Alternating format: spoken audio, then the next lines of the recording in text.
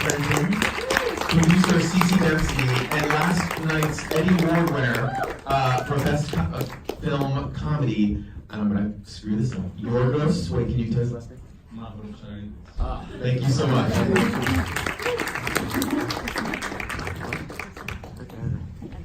So, Yorgos, we have to start with you.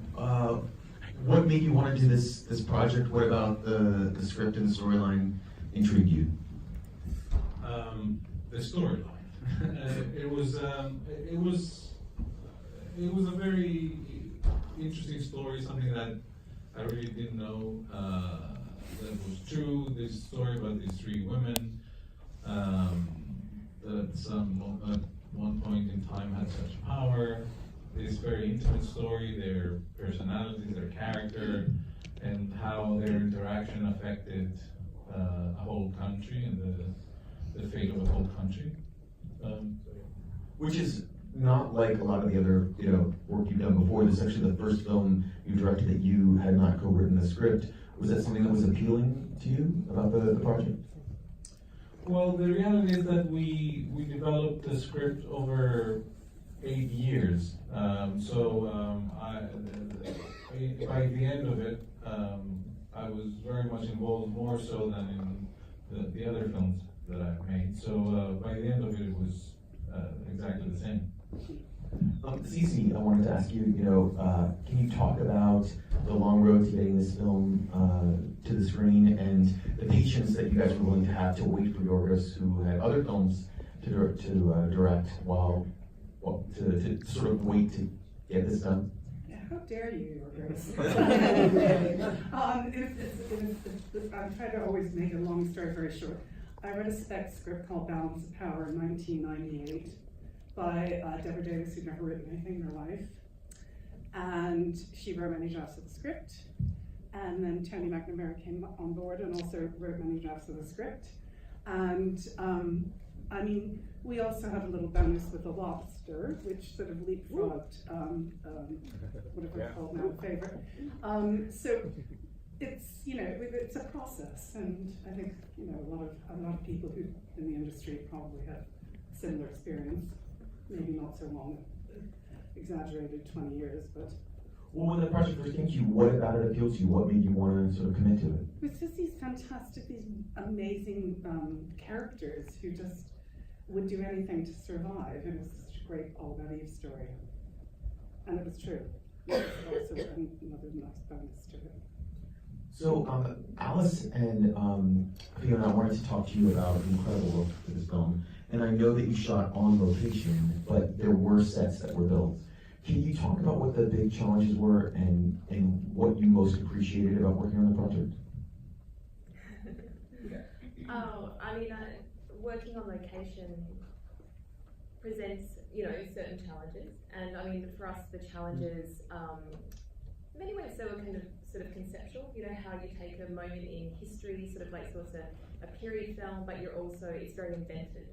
So, we have many things that are on the page that didn't exist at the time. So immediately I knew that we were being invited to create an interpretation of a time and, something that supports the story rather than being necessarily faithful to, a period. So there was a lot of sort of thinking about, how do we create a cohesive language for the film, like its own little universe that never pushes too hard. It's not fantasy, we're not pushing too far. We're just walking a really delicate line where it has its own particular language. Yeah. And can you talk about some of the sets you built that people might actually think were on the location but actually were totally constructed? Well, the Secret Passage, we built that. What else we built? We built Abigail's bedroom. So that was built within a room at the house so that you could walk downstairs and meander through. We modified rooms within the house, so there's a percentage that's us and there's a percentage that's the actual location. We borrowed elements and motifs, so there was beautiful wood paneling, and we built that into our sets so that the whole point was you shouldn't know where I begin and end. So we wanted the whole thing to feel like it went on sort of forever, and it wasn't set pieces. Yeah. We built a spa Oh, and yeah. brothel as well, Yes. which was built within a location, but Yeah. building within location. Mm. And adjusting the spaces that already existed to make it work for the script. Yeah. So secret doors and passages that weren't there were built within the location, which we have to be so careful about because it's a Heritage. Jacobean house, so every single thing we touch, there's like 5 people watching us. So, having seen the film 3 times, I am fascinated by the, I don't want to call them cages, but like the sort of storage entrapments, whatever they are, where the rabbits go. The houses. And was that something you guys found? Did you Oh, no. build it? We Like, made those, we built those, yeah. So they were, I mean, they were, Yeah, they were painstakingly built. The floor inside the rabbit cages matched the floor in that field and was laid exactly the same as that floor. we just thought it would be quite nice if they were like dolls' houses. You know, so Yeah. everything was miniature. You know, we had miniature bowls, miniature jugs, miniature food, miniature little diamond floor. I mean, we just thought it was fun. We had a, you know. They had their own silverware, their own Yeah. china. Brushes, little brushes. did you test them with rabbits beforehand, or like to make sure it worked? We didn't test feeding them wheatgrass. We fed them wheatgrass and we paid the price.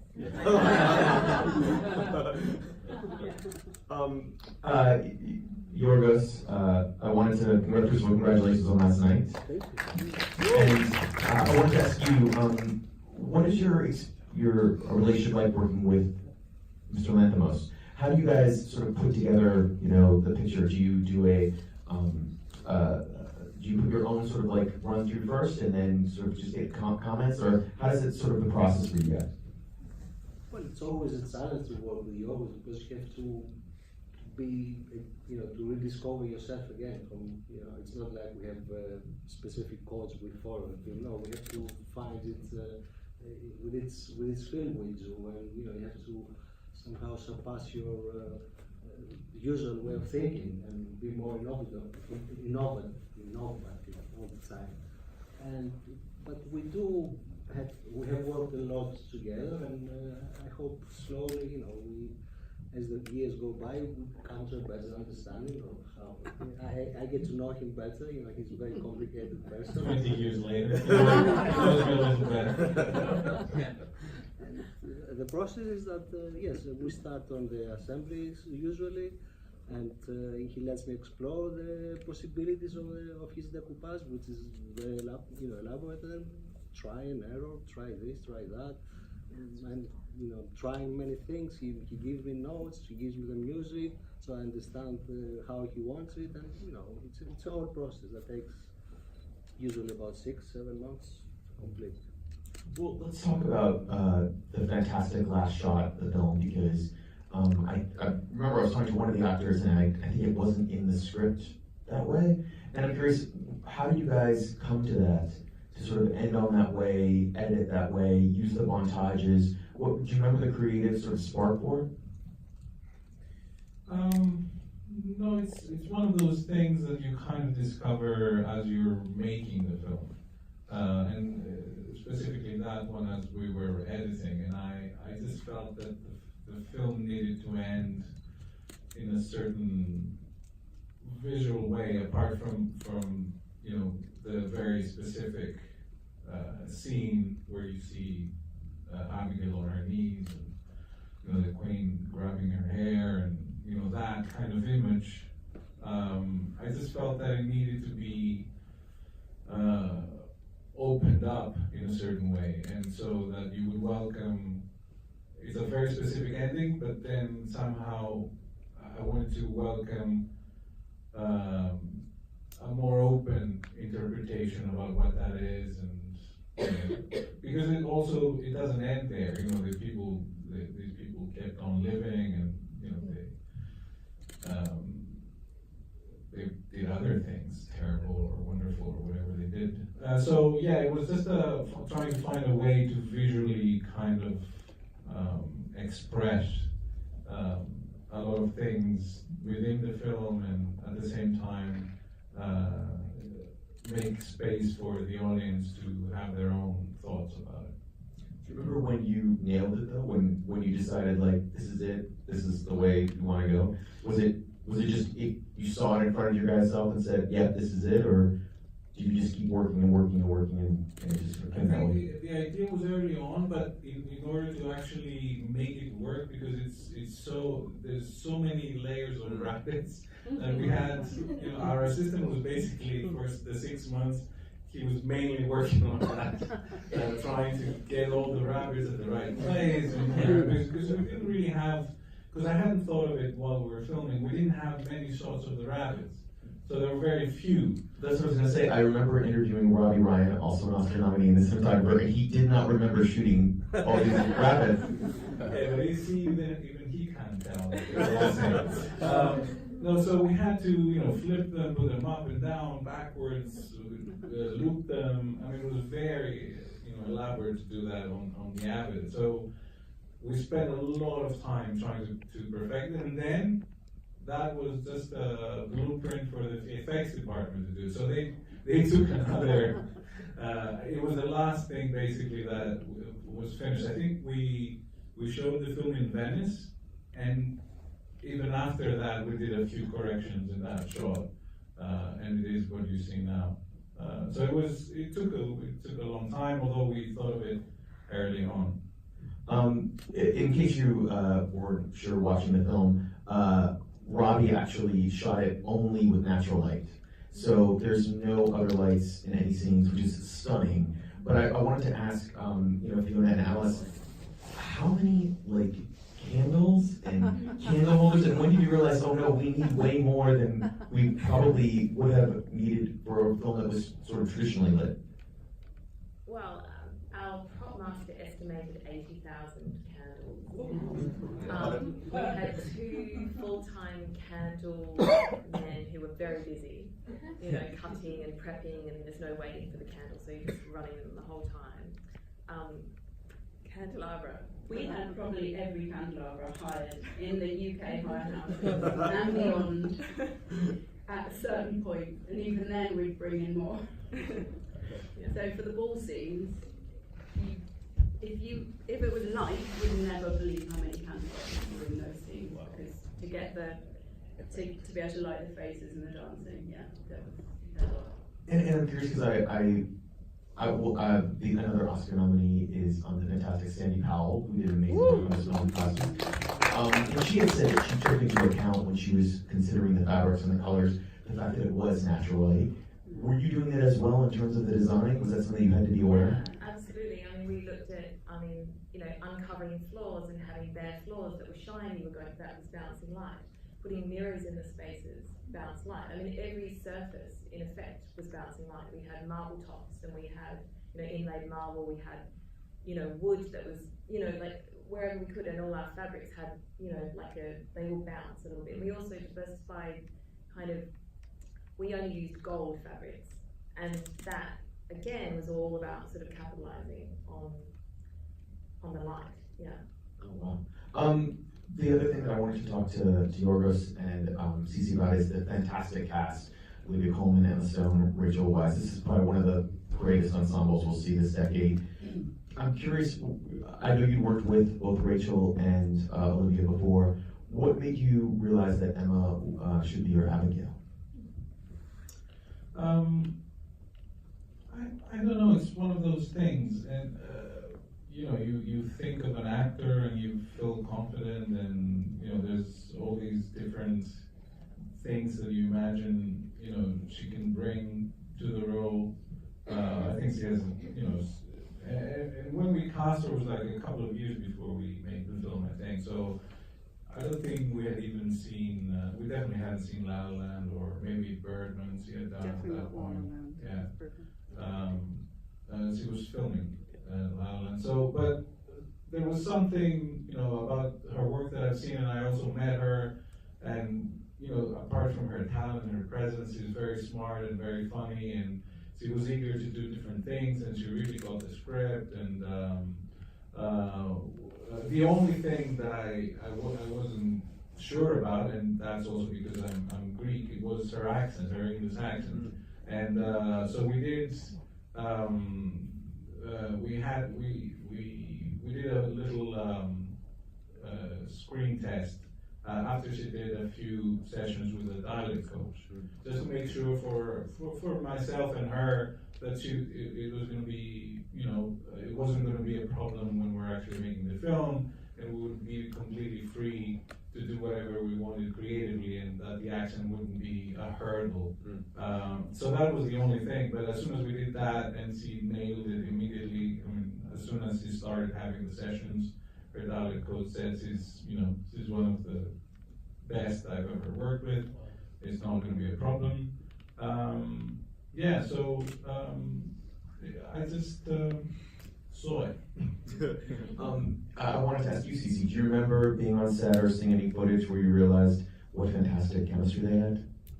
Oh, you could tell immediately. I mean, it's, I hate to talk about Yorgos in the third person, but he's a very intuitive individual. And it's fantastic to see that kind of connection that he has, which is almost wordless with the cast. And they're responding to it. And you could just tell, you could tell instantly from the first day of rushes, you could just tell. But remember, I'd worked with him on The Lobster as well, and had seen that. And in fact, that had no rehearsal and we didn't even have a read turn on that. So it was intuition, like right there, happening in front of you, how they responded. It's a very interesting connection. Well, I want to take some questions from the audience. Does anyone have any questions? I'm going to take you, sir, right there. So you have some wide shots that are anamorphically distorted. Was that done in post-production, or was that done with the camera when you shot it? No, it was the lenses that we used. We used extreme wide lenses, and that particular one that I think you're referring to is a very wide 6mm lens that we used. So it was done all was done in camera. You, sir, right there. Yeah, I really love this film, and it reminds me of another film I love, Stanley Kubrick's Barry Lyndon, and I thought I was clever making that connection. I just looked on my phone. A lot of people are making that connection. Was that a reference point to you, and also using all natural light? Was that also referencing that film? Not really. I mean, I obviously love Barry Lyndon, and it's an iconic film, and there's no escaping people thinking about it when they see a period film with men in wigs and candlelit and near that period. But the natural light thing is something that I do anyway. That's how I've made all of my films. So I just carried it with me, and it was inevitable that because Barry Lyndon, they did light the candlelit scenes with candles. The connection is inevitable. But we try to basically stay away from it because it's such an iconic film. We try to not look at it too much and just try and do our own thing as much as that's possible. You, sir? I adored the film. Congratulations. I was very intrigued by the use of the titles that you interspersed. Was that originally in the script, or did you come up with that in post? No, it was we thought of that during the edit, and I think it was two things. One was that I felt that this story was moving very fast, and the rhythm, the dialogue, the scenes, one after the other, they were very fast, and I felt that I needed some kind of punctuation between certain events, and also. For many years I've worked with an amazing graphic designer, Vasilis Marmatakis, who's done all of the posters for my films and the titles as well. And he had done these, very early on, these teaser posters. And he had this idea of using some lines of the film in order to create these. And I thought of those as well. And then we used that for the film. And he actually designed those cards. It's terrific. Thank you. You had a question? The modern era, I imagine, is the first time that people dream that relationships can be stripped of manipulation or power or solitude. But history kind of shows that prior to this, it was never like that. In the era that you're filming here, is it just the positions of power that you imagine are always laden with manipulation, or do you picture that it went down to every station in life, that no relationship had purity or was not for some transactional basis? Wow, so I'm going to try to, this is a wonderful question, I'm going to try to sum it up, but I think you were asking if you thought back in this era whether all relationships were about sort of power and a transactional sort of basis as opposed to just love or traditional sort of friendship, is that correct? That's good, okay. Well, I don't really think that it has changed so much anyway. But no, I don't think it's just people in power. I think one of the interesting things of this story is that their interpersonal relationships actually affect greater decisions and things that affect as we said in the beginning, the fate of a whole country. And sometimes it's by coincidence, because of the mood of someone, because they want to achieve something personally, they want to, or out of spite, or they're making a decision based on their mood on the day, and that affects so many other people. But I think, and especially that time, in the whole pyramid of the society, these kind of personal, intimate relationships were, as they are now, I think they're full of that kind of agony to succeed and get what you want and be happy with what you want, or go further, or whatever that is that your goal is. Yes. For each of you, what would you love most about making this remarkable film? The question was, for each of them, what did they love most about making the movie? Blackfish. Editing. We'll go that way. The whole process was very exciting. The whole process to start from the beginning and finish, and get the aesthetic pleasure that I usually get with Yorgos' films. The first day of shooting, without a doubt. I was so happy. It was like, oh my God, it's really happening. And the trucks were there. That to me was like the most exciting thing. The freedom to make a world that was ours, that wasn't necessarily like any other period film that we have seen. So to be able to create our own world and our own rules was so creative and exciting, especially for set decoration. A gift of a film. Oh, I really loved the working with Yorgos and the trust and freedom he gave me, because I think that just gives, we talked about this just the other day, we were able to be more creative because we were kind of being guided by our own impulses, and so it was kind of unusual. So yeah. And for me, I have to say it was the rehearsal period that I had with the actors, because for me, filming is so stressful. I'm surprised that I survived it every time, and I want to do it again. But yeah, the pleasurable part for me is during the rehearsals when we had a lot of fun working with the actors and playing games, becoming doing ridiculous stuff, and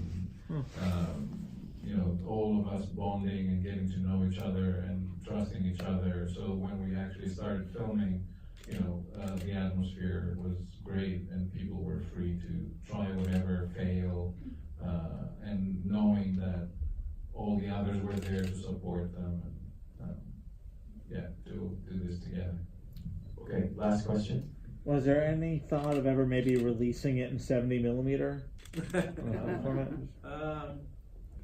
No, because I guess a print would be nice. Because I saw one recently and for archiving purposes, and I thought like, maybe we should do a print and, show it, because it's quite beautiful. Please thank Yorgos Lanthimos, Fiona Crombie, Alex Felton, Blackfish, Ceci Dempsey, and please spread the word about the favorite. Thank you so much.